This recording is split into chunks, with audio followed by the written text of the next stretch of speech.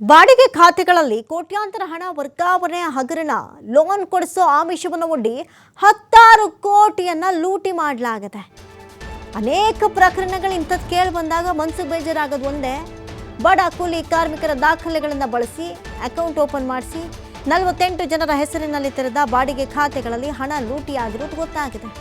ಬರೋಬ್ಬರಿ ಒಂದಲ್ಲ ಎರಡಲ್ಲ 13.5 ಕೋಟಿ ಹಣ ಖದೀಮರ ಪಾಲಿಗೆ ಈಸಿಯಾಗಿ ಹೋಗಿದೆ. ಬಾಡಿಗೆ ಅಕೌಂಟ್ನ ಕೋಟಿ ಹಣ ಕೈ ಸೇರಿದು ಖದೀಮರ ಕೈಗಳಿಗೆ. ಗಲ್ಫ್ ದೇಶಗಳಿಂದ ಬಂತು ಬಾಡಿಗೆ ಅಕೌಂಟ್ಗೆ ಕೋಟಿ ದುಡ್ಡು. ತಮ್ಮ ಖಾತೆಗಳ ದುರ್ಬಳಕೆಯಿಂದ ಕಂಗಾಲಾಗ್ಬಿಟ್ಟಿದ್ದಾರೆ ಕೂಲಿ ಕಾರ್ಮಿಕರು. ಆಶ್ಚರ್ಯ ಆಗೇ ಆಗುತ್ತಲ್ಲ.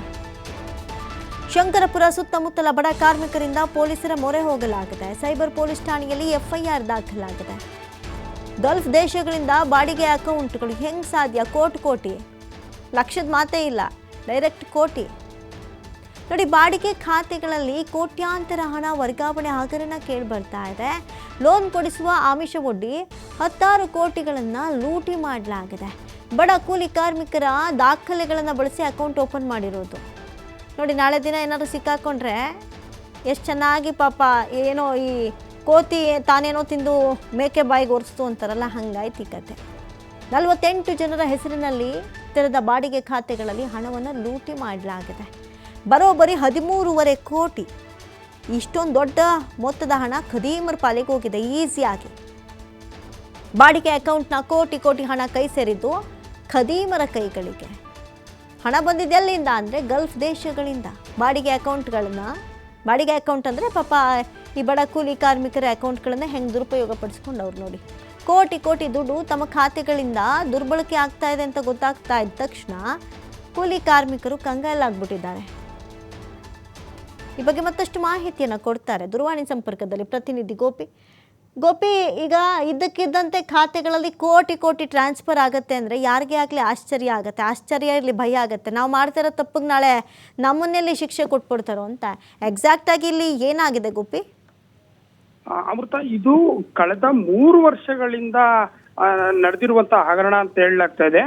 ಯಾಕಂದ್ರೆ ಚಿಕ್ಕಮಗಳೂರಿನ ಏನು ಶಂಕರಪುರ ಮತ್ತು ಸುತ್ತಮುತ್ತಲಿನ ಬಡ ಕೂಲಿ ಕಾರ್ಮಿಕರಿದ್ರು, ಇವರಿಗೆ ಕೇಂದ್ರ ಸರ್ಕಾರದ ಒಂದು ಲೋನ್ ಬರುತ್ತೆ ಅಂತೇಳಿ ಆಮಿಷವನ್ನು ಒಡ್ಡಿ ಅಲ್ಲಿನ ಸ್ಥಳೀಯರು ಯಾರು ಈಗ ಕೆಲವು ಆರೋಪಿಗಳನ್ನ ಬಂಧಿಸಲಾಗಿದೆ, ಆದ್ರೆ ಅಧಿಕೃತಗೊಳಿಸಲಾಗಿಲ್ಲ. ಆ ಆರೋಪಿಗಳು ಬಾಯ್ಬಿಟ್ಟಿರುವಂತ ವಿಚಾರ ಏನು ಅಂದ್ರೆ, ಈಗ ಅವರು ಲೋನ್ ಅನ್ನು ಕೊಡಿಸ್ತೇವೆ ಅಂತೇಳಿ ಆಮಿಷವನ್ನು ಒಡ್ಡಿ ಏನು ಬಡ ಕೂಲಿ ಕಾರ್ಮಿಕರ ದಾಖಲೆಗಳನ್ನ ಅವರು ಪಡ್ಕೊಳ್ತಾರೆ. ಆ ದಾಖಲೆಗಳನ್ನ ಬಳಸ್ಕೊಂಡು ಅಕೌಂಟ್ಗಳನ್ನ ಸೃಷ್ಟಿ ಮಾಡಲಾಗುತ್ತೆ. ಆದ್ರೆ ಆ ಬಡ ಜನರಿಗೆ ಅವರು ಲೋನ್ ಬರುತ್ತೆ ಅಂತೇಳಿ ಅಕೌಂಟ್ ಓಪನ್ ಆಗಿದೆ ಅಂತಾನೆ ಅಂದ್ಕೊಂಡಿದ್ದಾರೆ ಇಷ್ಟು ದಿನ. ಆದ್ರೆ ಅದರಲ್ಲಿ ಕೋಟ್ಯಾಂತರ ರೂಪಾಯಿ ಹಣ ಈಗ ವರ್ಗಾವಣೆ ಆಗಿರುವಂತದ್ದು, ಈಗ ಬಹಿರಂಗವಾಗಿರುವಂತದ್ದು. ಇದು ಸೈಬರ್ ಪೊಲೀಸರ ಏನು ತನಿಖೆಯಿಂದಾಗಿ ಈಗ ಸದ್ಯ ಬಹಿರಂಗ ಆಗಿರುವಂತದ್ದು. ಒಟ್ಟು 48 ಅಕೌಂಟ್ಗಳಲ್ಲಿ 13.5 ಕೋಟಿಗೂ ಹೆಚ್ಚು ಹಣ ಈಗ ಟ್ರಾನ್ಸಾಕ್ಷನ್ ಆಗಿರುವಂತದ್ದು ಬೆಳಕಿಗೆ ಬಂದಿದೆ. ಇದರಲ್ಲಿ ಇಡಿ ಕೂಡ ಈಗ ಪ್ರಕರಣವನ್ನ ಅಂದ್ರೆ ಇಡಿ ಕೈಗೆತ್ತಿಕೊಳ್ಳುವ ಸಾಧ್ಯತೆಗಳು ಇದಾವೆ. ಯಾಕಂದ್ರೆ ಏನು ಚಿಕ್ಕಮಗಳೂರಿನ ವಿಧಾನ ಪರಿಷತ್ ಸದಸ್ಯರಿದ್ದಾರೆ CT ರವಿ ಅವರು ಇಂದು ಗವರ್ನರ್ಗೆ ಅದು ರಾಜ್ಯಪಾಲರಿಗೆ ಇಂದು ದೂರನ್ನು ಕೊಡಲಿದ್ದಾರೆ ಮತ್ತು ಕೇಂದ್ರದ ಗೃಹ ಸಚಿವರಿಗೂ ದೂರನ್ನು ಕೊಡಲಿದ್ದಾರೆ. ಹಾಗಾಗಿ ಈ ಪ್ರಕರಣ ಬಹಳ ಬೃಹತ್ ಜಾಲ ಅಂತ ಹೇಳಲಾಗ್ತಾ ಇದೆ. ಅದರಲ್ಲೂ ಗಲ್ಫ್ ಕಂಟ್ರಿಗಳಿಂದ ಏನು ಗಲ್ಫ್ ಕಂಟ್ರಿಗಳ ಚಿಕ್ಕಮಗಳೂರಿನಿಂದ ಹೋದಂತ ಗಲ್ಫ್ ಕಂಟ್ರಿಯಲ್ಲಿ ಇದ್ದಂಥವ್ರು ಅಕ್ರಮವಾಗಿ ಏನು ಹಣ ಸಂಪಾದನೆ ಮಾಡಿದ್ದಾರೆ, ಅವರು ಈ ಅಕೌಂಟ್ಗಳಿಗೆ ಹಣವನ್ನ ಟ್ರಾನ್ಸ್ಫರ್ ಮಾಡಿದ್ದಾರೆ ಅಂತ ಹೇಳಲಾಗ್ತದೆ. ಆ ಹಣವನ್ನ ಬಳಸ್ಕೊಂಡು ಇಲ್ಲಿನ ಕೆಲವರು ರಾತ್ರೋರಾತ್ರಿ ಶ್ರೀಮಂತರಾಗಿದ್ದಾರೆ ಅಂತ ಹೇಳಿದ್ದಾರೆ. ಮತ್ತೆ ಇದರಲ್ಲಿ ರಾಜಕೀಯ ಕೂಡ ಬಳಕೆ ಆಗ್ತಿದೆ. ಒಬ್ಬ ನಗರಸಭೆ ಸದಸ್ಯನ ಕುಟುಂಬಸ್ಥರು ಕೂಡ ಇದರಲ್ಲಿ ಇದ್ದಾರೆ ಅಂತ ಹೇಳಲಾಗ್ತದೆ. ಅಮೃತ, ಥ್ಯಾಂಕ್ ಯು ಗೋಪಿ ತಮ್ಮೆಲ್ಲ ಮಾಹಿತಿಗಾಗಿ.